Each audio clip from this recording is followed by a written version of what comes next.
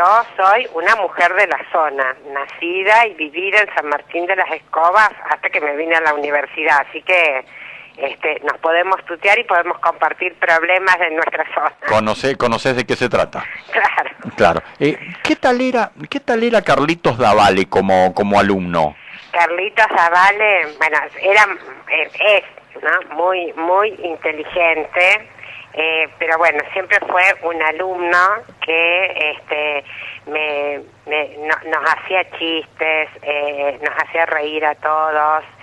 Pero bueno, una persona muy capaz. Su hija estudia hoy y también es una alumna brillante, y yo también tengo, ya que estamos en la informalidad, una anécdota, porque Carlitos te decía todo lo que a él se le venía a la cabeza. Sí. Entonces cuando se recibió, nosotros después tuvimos la oportunidad, porque yo soy docente desde muy jovencita, y cuando yo me recibí me pusieron a dar una materia de 5º año, con lo cual con esa promoción de alumnos de Carlos Davale, que eran pocos en la facultad en ese momento, yo tenía 6 o 7 años de diferencia, no 30 o 35 como tengo ahora. Claro.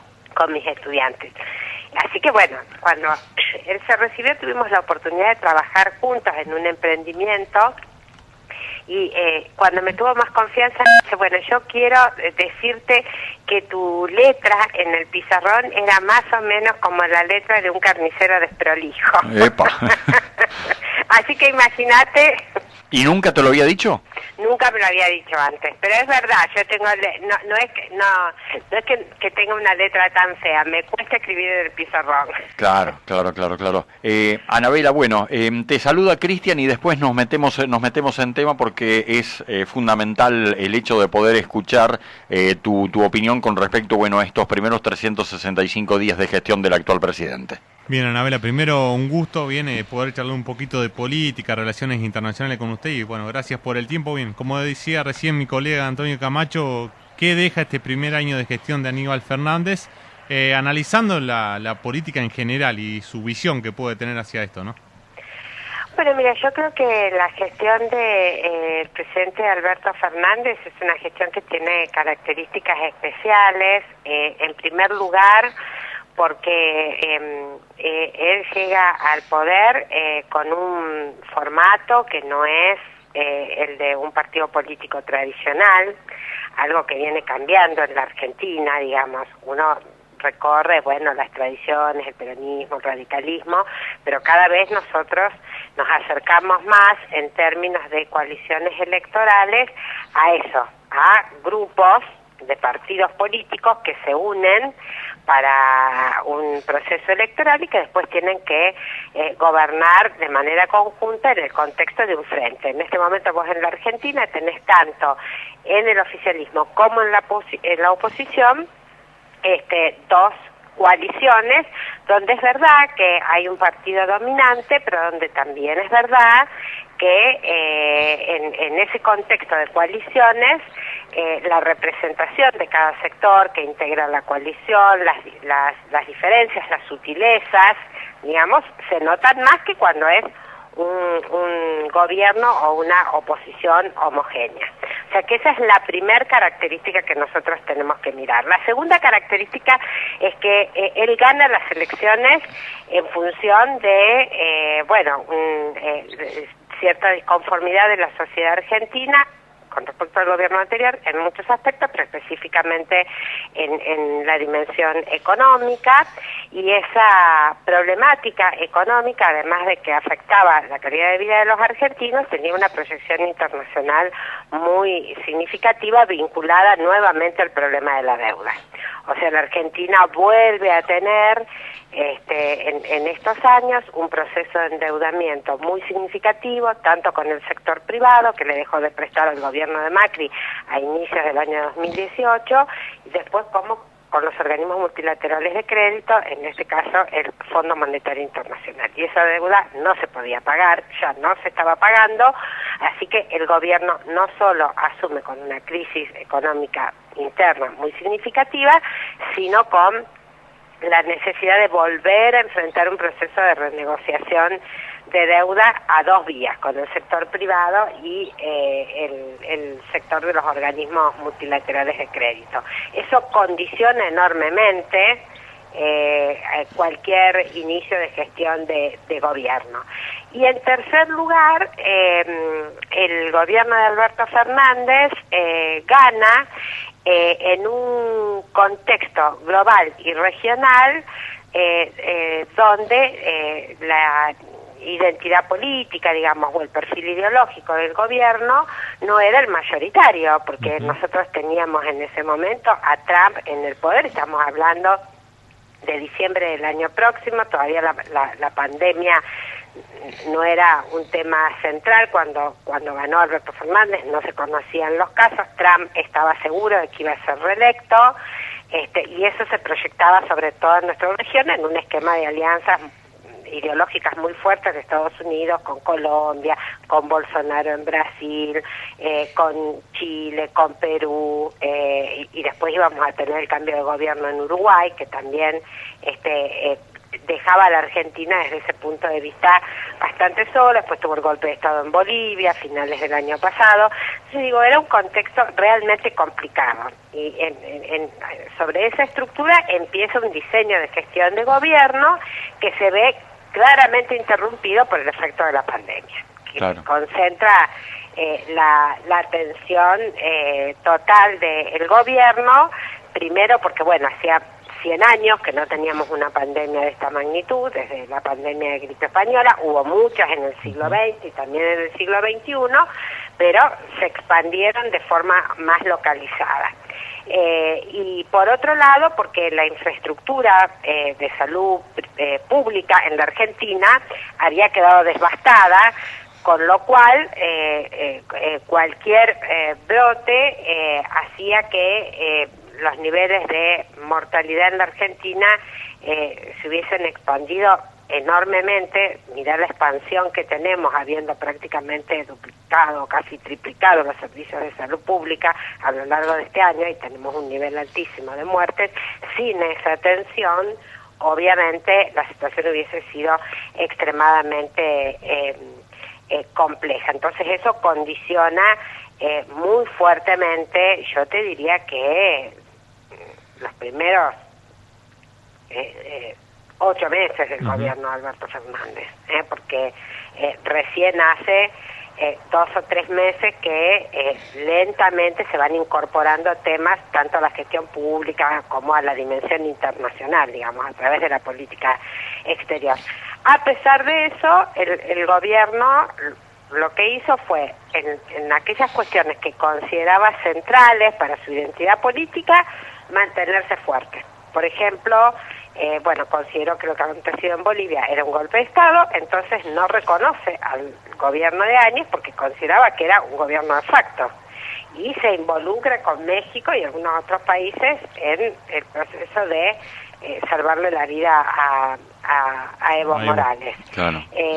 Pero, digo, en otras cuestiones que digamos que implican otras relaciones de poder y que se consideraba que había que tener una cuota de pragmatismo importante, como por ejemplo la renegociación de la deuda, lleva adelante en un periodo que para nosotros puede ser largo, pero que efectivamente en términos comparativos internacionales es muy breve, un proceso de renegociación de deuda soberana con el sector privado, o sea, cuando se acordó con los acreedores particulares, y posteriormente inicia el proceso de renegociación que está en curso con el Fondo Monetario Internacional, con la expectativa de que esto cierre, no quisiera arriesgarme, pero digamos, alrededor de marzo del año próximo. Anabela, una consulta, mejor a veces es muy conspiranoico, pero dentro de esas negociaciones que se hacen para la deuda, ¿hay leyes que imponen que tenemos que decidir que se aprueben en nuestro país? ¿Cómo lo ve usted? Porque el globalismo parecía en momentos que con Trana a la cabeza de a poco se iba terminando, él mismo lo dijo en algún momento. No sé cómo lo ve usted internacionalmente. ¿Hay cosas que nos imponen a que se lleven esas leyes al Senado, a la Cámara de Diputados, para que eso también se renegocie la deuda o no? Sí, a ver, vos ahí tenés legislación nacional y legislación internacional, y a nivel internacional, aunque sea un paralelismo lo que te voy a decir, ausencia de legislación. ¿Qué quiero decir con esto?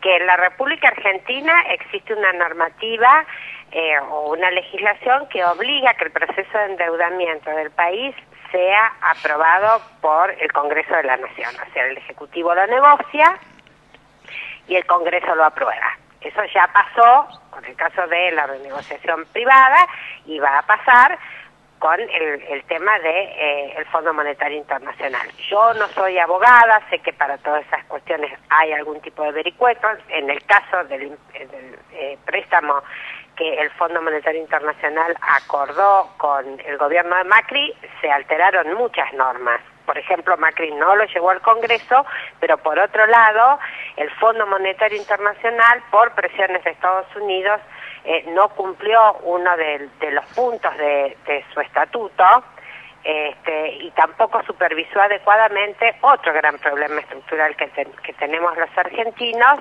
que es el tema de la fuga de capitales. Entonces, mucho de lo que vino con ese préstamo del fondo se canalizó posteriormente a través de fuga de capitales y por eso, digamos, la crítica que se siguió recibiendo, segundo o tercer pago del crédito, a pesar de que parte de esos capitales se fugaban. Pero bueno, digo, la norma está. Lo que no hay a nivel internacional, y que Argentina había en su momento presentado propuestas dentro del G20 y también consiguió el apoyo de una resolución en la Asamblea General de Naciones Unidas, que no genera obligatoriedad, sobre la necesidad de reglar internacionalmente lo que se conoce como procesos de renegociación de deuda soberana. Esto tiene que ver con que cuando un país va a renegociar su deuda en un mundo muy globalizado, que como vos bien dijiste, apareció, y aunque Trump haya perdido, parece, porque no parece, es que esa sí. tendencia haya desaparecido del planeta, de que teníamos más proteccionismo,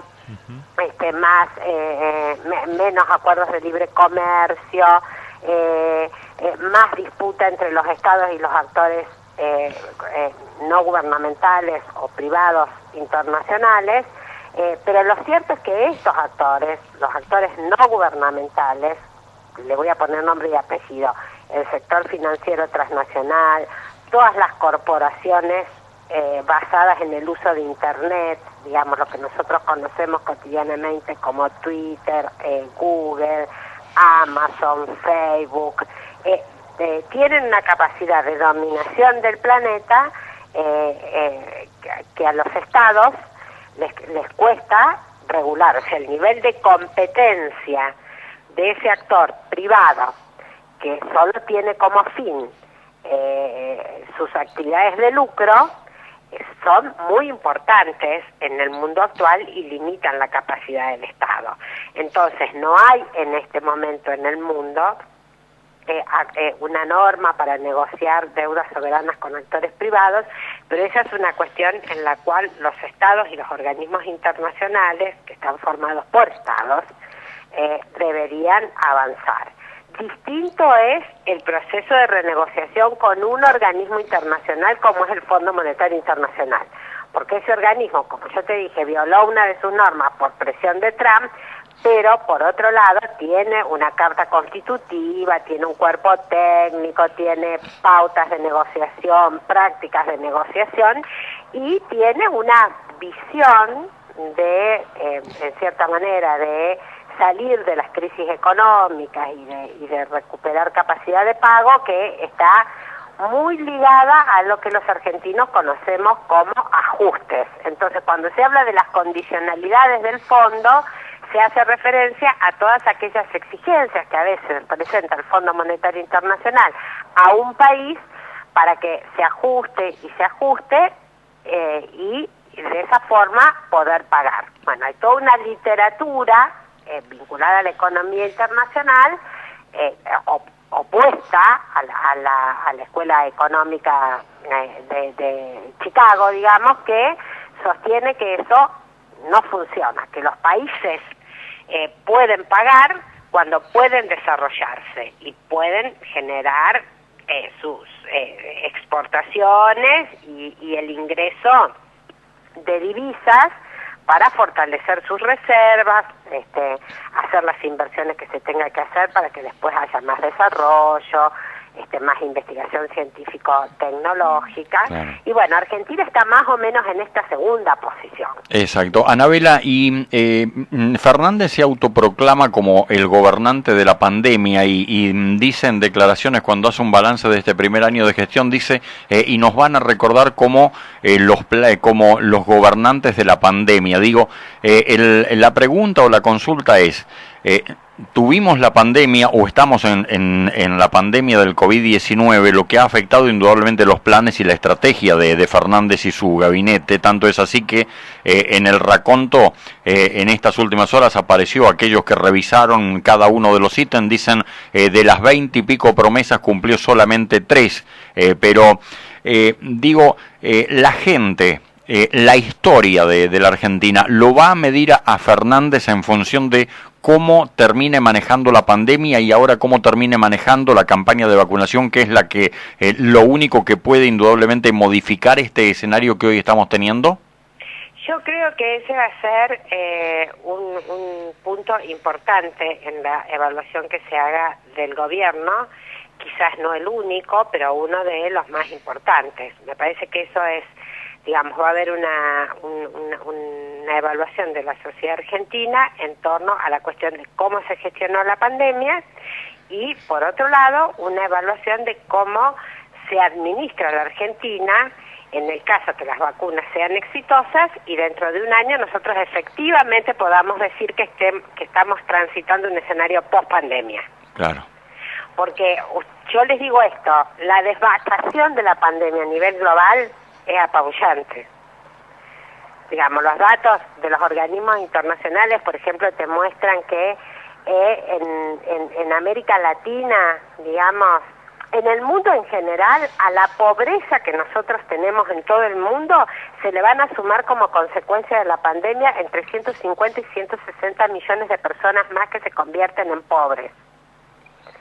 Ese número para América Latina puede llegar a abarcar a 85, 86 millones de personas. O sea, nuestra región está extremadamente afectada por la cuestión de la pandemia. Y cuando digo eso, lo digo primero en términos de salud y en términos humanitarios, la cantidad de contagios y la cantidad de muertos.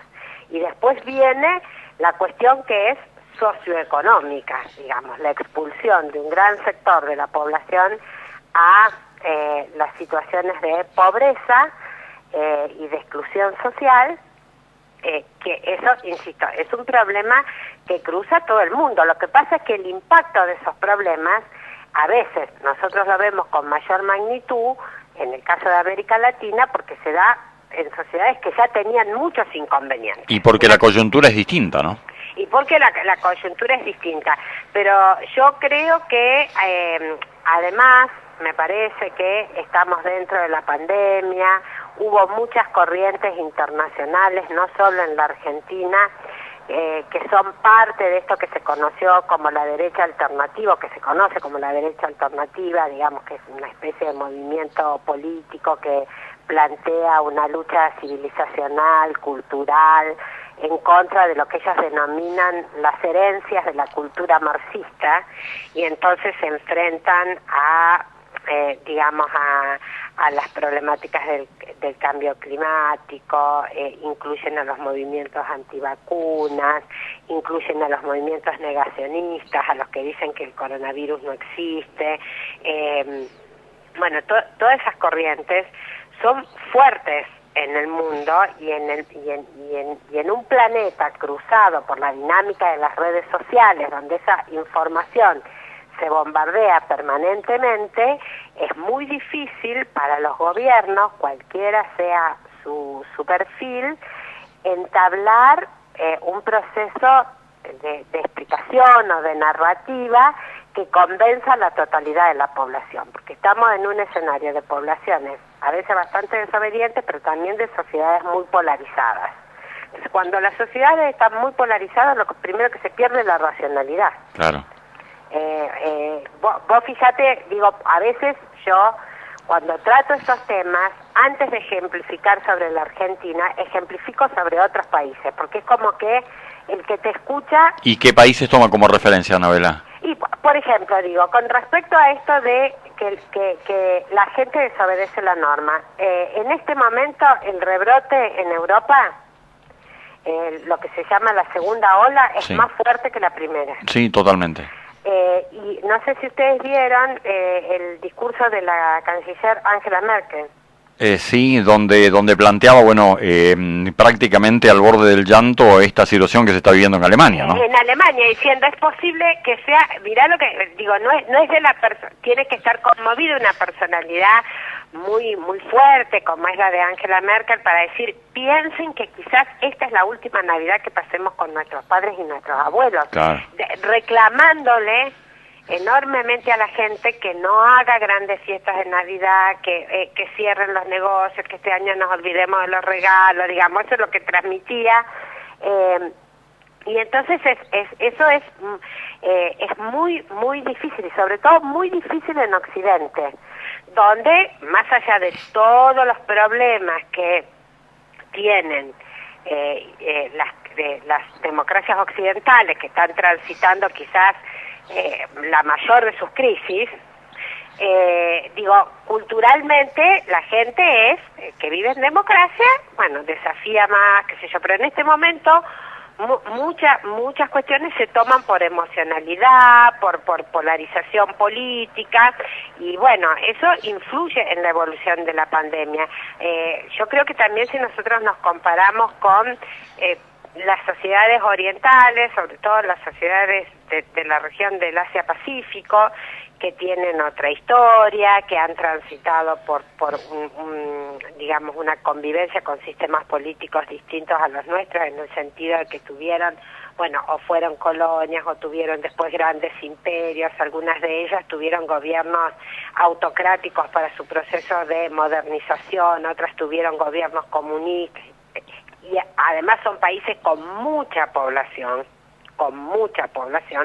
vos fíjate que el nivel de obediencia de esas sociedades es mucho más alto. Sí, totalmente. Pero muchísimo más alto. Sí, no hay punto de comparación prácticamente. No hay punto de comparación, digo, y estamos hablando de países, no es necesario hablar de China con 1.400 millones de habitantes, pero digo, son países que tienen 70, 80, 100, 150 millones de habitantes, realmente sociedades que han obedecido las propuestas del gobierno. Algunos gobiernos tienen un componente autoritario muy importante, pero el resultado ante la gestión de la pandemia es mucho más exitoso, más allá de que la pandemia en alguna dimensión es imparable, digamos, ¿no? Hasta que no llegue, como dicen los especialistas, un nivel de vacunación que supere al 70% de la población, que eso es lo que genera la famosa inmunidad de rebaño. Exacto. Anabela, la última inquietud, sé que no es su especialidad, pero digo, una referencia con respecto a precisamente Omar Perotti como gobernador, exactamente hoy cumpliendo un año. Bueno, yo creo que a los gobernadores en la Argentina en general, y en el caso de la provincia de Santa Fe y del gobierno de Perotti, le pasa más o menos lo mismo que a los gobiernos nacionales. O sea, cada gobernador fue electo para tratar de ver cómo pagaba su proceso de endeudamiento y cómo salía de la afectación en la que habían quedado las provincias, y tenían además alguna agenda específica cada uno de ellos. Por ejemplo, no sé, la provincia de Santa Fe, la agenda de seguridad, ¿no? Sí. Los problemas de seguridad, el tema de el narco en Rosario y también en Santa Fe y demás. Bueno, y la pandemia también le generó a los gobiernos provinciales una concentración en ese tema. Yo creo que gestionar en un escenario de pandemia también lesiona, desgasta las estructuras de gestión del Estado, digamos. Los ministros, por decirlo de alguna manera, se desgastan más en un contexto de pandemia y en un contexto primero de cuarentena y de aislamiento social, donde la posibilidad de gestionar, por más que el personal político era considerado personal, digamos, habilitado para movilizarse, no es lo mismo gestionar el Estado de un día para el otro en formato virtual que hacerlo con un ministerio funcionando a pleno. Digo, yo soy profesora, pero en algún momento estuve en la gestión pública y dentro de la universidad, dentro de la facultad, sí, muchas veces cumplí cargos de gestión. ¿Viste? Y no es lo mismo estar sentado en tu casa, aunque trabajes 20 horas por día, lograr organizar una gestión a través de internet que cuando vos estás con todo el personal trabajando plenamente. Resulta demandante, ¿no? Resulta demandante y resulta difícil de convertirla, digamos, de lograr resultados rápidos y visibles. Sin dudas. Eso me parece que, digamos que le puede pasar a todos los gobernadores. Entonces digo, bueno, obviamente la provincia de Santa Fe tiene una agenda que sé que las últimas cifras que escuché es que en la provincia de Santa Fe está dentro de las provincias que prácticamente están logrando su nivel de reactivación económica a índices semejantes a los previos a la pandemia. Pero eso tampoco indica que sean todos los sectores industriales los que se hayan podido recomponer y estén empezando a trabajar. Tenemos que tener también en cuenta que esto puede ser un escenario de corta duración. Es cierto. Porque nosotros estamos en la escala que se nos está viniendo desde Estados Unidos, desde México, que son números que yo controlo bastante, se nos viene abruptamente la segunda ola de la pandemia. Ojalá que no. Ojalá que no, pero digo, uno lo tiene que tener en la estrategia de planificación y nuestra conducta social también tiene que tomar en cuenta ese dato. Imagine que no salimos de la primera todavía y ya nos están hablando de la segunda, ¿no? Claro, pero por eso digo que la conducta social de los argentinos para tratar de cuidarnos del distanciamiento social, del uso de barbijos, de evitar las reuniones que están prohibidas y demás, que es una situación agobiante. Sí. Yo lo entiendo, es absolutamente agobiante, pero uno tiene que pensar que eso puede servir, primero para que la segunda ola, que no nos va a tomar a todos vacunados, nos tome más fortalecidos. Segundo, para que todas las actividades económicas que empezaron a desarrollarse no se paralicen nuevamente. Es cierto. Eso lo tenemos que cuidar enormemente. Y por otro lado, porque nosotros tenemos en este momento algunas estructuras de la gestión pública que están absolutamente agobiadas, como por ejemplo todo el sector de salud. Sí, saturado. Están absolutamente saturados, ellos están en esta condición dramática de que se van enfermando, de que se les mueren compañeros, de que están permanentemente trabajando más horas de las que corresponden a lo largo de toda la pandemia y enfrentando una posibilidad de contagio del virus que es permanente, porque están atendiendo a personas enfermas. Exactamente. Y bueno, también eso por ahí se traslada, tenemos que ver la posibilidad de ver si el año próximo podemos recuperar la escolarización del sector primario no la escolarización, el dictado presencial de clases del sector primario y del sector secundario. Lo necesitamos. Todos han tenido de distinta manera actividad y clases este año, pero bueno, también sabemos que esto no es igual a ir a la escuela todos los días.